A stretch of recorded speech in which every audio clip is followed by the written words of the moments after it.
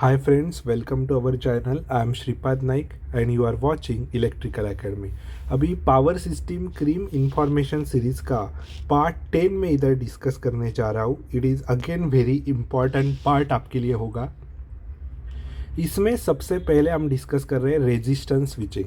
तो resistance switching क्या है? एक रेजिस्टेंस आर कनेक्ट किया जाता है across the contact of circuit breaker to damp out the frequency of oscillation made by restriking voltage. Circuit breaker पे जो रिस्ट्राइकिंग वोल्टेज होता है उसकी वजह से जो ऑसिलेशंस प्रोड्यूस होते हैं उनको डैम्प आउट करना है, तो रेजिस्टेंस स्विचिंग प्रोवाइड किया जाता है. तो रिस्ट्राइकिंग वोल्टेज का जो कंसेप्ट है ना, वो आपको मुझे डेफिनेशन पढ़ाना, इसके बाद मैं अभी आपको सब वो डेफिनेशन पढ़ा दूंगा. तो रेजिस्टेंस स्विचिंग में आपको क्या रहेगा? स्पीयर गैप आपका कनेक्ट किया जाता है in series with resistance R, experiences high voltage and gap will be ionize रहेगा वो gap. After final arc extinction of arc, resistance R disconnected from the circuit as voltage across sphere gap is normal recovery voltage. देखो, जब आपका fault आएगा तो देखो ये आपका फॉल्ट का इंस्टेंट है. फॉल्ट आपका आया तब सर्किट ब्रेकर के कॉन्टैक्ट के अक्रॉस बहुत ही हाई वोल्टेज रहेगा.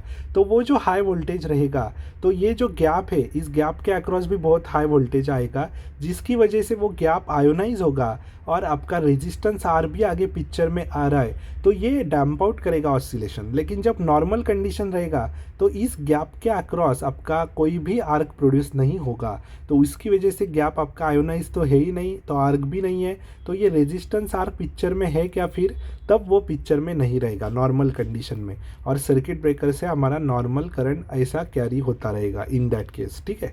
तो अभी इसमें इंपॉर्टेंट पैरामीटर्स आपको क्या कंसिडर करने हैं? तो इसमें आपको पता होना चाहिए क्रिटिकली डैम सिस्टम के लिए आपका आर जो है रेजिस्टेंस आर, वो है half under root L by C. Over damp condition के लिए आपका आर है less than half under root L by C. और क्रिटिकल रेजिस्टेंस, ये बहुत इंपॉर्टेंट टर्म है आपके लिए, कि critical resistance to make zero oscillation and circuit critically damp. तो critical resistance to make zero oscillation and circuit critically damp आपका क्या रहेगा? क्रिटिकल रेजिस्टेंस की value half R is equals to half under root L by C. L is inductor, C is capacitor, so which is आपका 0.5 under root L by C रहेगा. तो ये बहुत ही important है आपके लिए, ये आपको अंडरलाइन मार्क करके लेना चाहिए, ये बहुत इंपॉर्टेंट है. ठीक है. ये क्रिटिकल रेजिस्टेंस का वैल्यू डायरेक्टली एग्जामिनेशन में पूछा जाता है. और रेजिस्टेंस स्विचिंग जो है, so it is used for reducing the restriking voltage and current chopping phenomenon. तो करंट चॉपिंग फिनोमिनॉन और रिस्ट्राइकिंग वोल्टेज जो आता है उसको कम करने के लिए रेजिस्टेंस स्विचिंग का इस्तेमाल किया जाता है. तो देखो, अभी इधर आर इक्वल टू आपका half under root L by C रहेगा, तो it is critically damp system रहेगा. ये आपका सिस्टम क्रिटिकली डैम्प रहेगा. अगर आर आपका less than half under root L by C रहेगा तो ये आपका ओवर डैम्प सिस्टम रहेगा. आपका आर अगर greater than half under root L by C रहेगा तो आपका ये अनडैम्प सिस्टम रहेगा. ठीक है. तो अनडैम्प सिस्टम के केस में क्या होगा और ओवर डैम्प के केस में क्या होगा, ये हम देखते हैं. तो देखो, हमारा ऑसिलेशन जीरो कब होता है? Critically dam system and over dam system के लिए हमारा ऑसिलेशन जीरो हो सकता है. ठीक है. लेकिन अंडर डैम सिस्टम के लिए, R greater than half under root L by C system के लिए, हमारा अंडर डैम के लिए ऑसिलेशन जीरो नहीं होता. और ये अनडैम सिस्टम में आर इक्वल टू इन्फिनिटी, इस पर डायरेक्ट क्वेश्चनिंग आ सकता है कि it is constant frequency constant magnitude oscillation ये प्रोवाइड करता है अनडैम सिस्टम.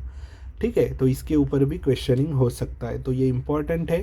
तो अभी रिस्ट्राइकिंग वोल्टेज क्या है आपको अच्छे से पता चला नहीं है अभी तक, तो वो मैं आपको अच्छे से समझा दूंगा. आपको बेसिक तो पता ही रहेगा, तो कोई बात नहीं, रेजिस्टेंस स्विचिंग मैंने पहले ले लिया तो. और करंट चॉपिंग हम अगले वाले एपिसोड में डिस्कस करते हैं. बाद में रिस्ट्राइकिंग वोल्टेज और ये बाकी के जो वोल्टेज है, आर्क वोल्टेज, रिकवरी वोल्टेज, इनके बारे में हम अगले वाले पार्ट में डिस्कस करेंगे. आपको एपिसोड कैसा लग रहा है, ये सीरीज़ अच्छे से आप कमेंट करो, उसकी वजह से हमें मोटिवेशन मिलेगा आगे की सीरीज़ कंटिन्यू करने के लिए. ठीक है. तो मिलते हैं अगले वाले एपिसोड में, तब तक के लिए good bye and thank you very much.